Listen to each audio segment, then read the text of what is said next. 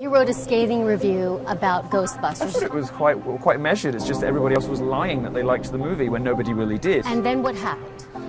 So I exchanged some words with Leslie Jones, one of the leads, who I was unimpressed with. Like, I was unimpressed with all of them. I cracked some jokes. I was mean and bitchy, like I always am. And if I crack a few jokes at a Hollywood megastar's expense, so what? So I printed out a couple of those. Just Go to right say, ahead. okay, so we I know what posted you them. said. I'm sure I'm fine. So Yeah, I said the women in it were fat and ugly and fat, and they are, and I'll tell you why I find this problematic. We've started to marginalize traditional beauty standards, you know.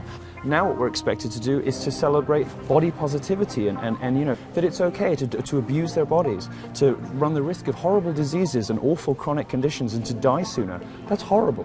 What I'm trying to do is draw attention to a critique of what's happening in mainstream beauty culture, and that comes from compassion about what the messages we're sending to young girls. So is that compassionate though, saying they're fat, ugly, ugly? The piece comes from compassion. I mean, this is just a little bitchy tweet. Who cares?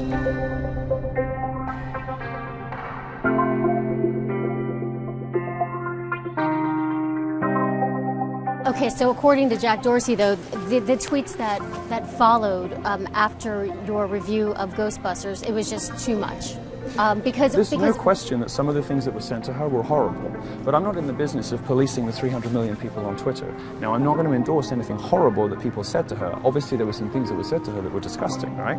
But I'm not in the business of language policing other people. I'm only responsible for what I say. And the things that you have presented to me, I'm perfectly happy to, I would say them again tomorrow. What would you say to Leslie Jones right now if you had an opportunity to sit with her, now that kind of the dust has settled a little bit? What would you say to her? I would say to her, you are a star of a Hollywood blockbuster. What are you doing sitting at home on your iPhone getting upset about idiots posting nonsense stuff on the internet?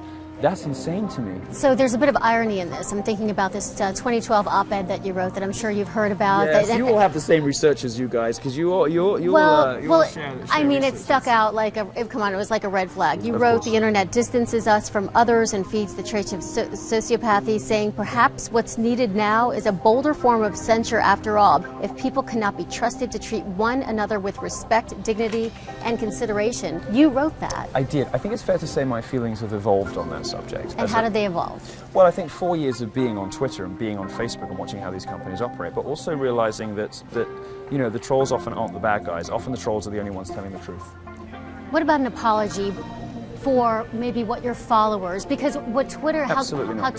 how Twitter sees it is that you sort of move that kind of momentum that Well, I'm sorry for being popular. They need new ways of making sure that people who don't want to hear from each other don't really hear from each other.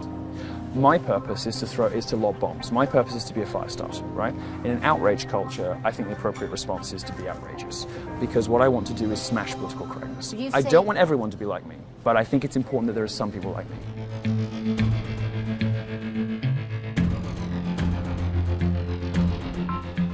Your tweets offended people. They just did. What do you say to those? What do you say to those people? I mean, it's the offensive comments that were made. Yes, I say good. Good. If I offended you, that's me performing my function. And you should grow thicker skin and grow up. And so long as there are people who think that offense taking and you know, having grievances is equivalent to some genuine kind of injury, I'm still necessary. You may disagree with me, that's fine, come debate me.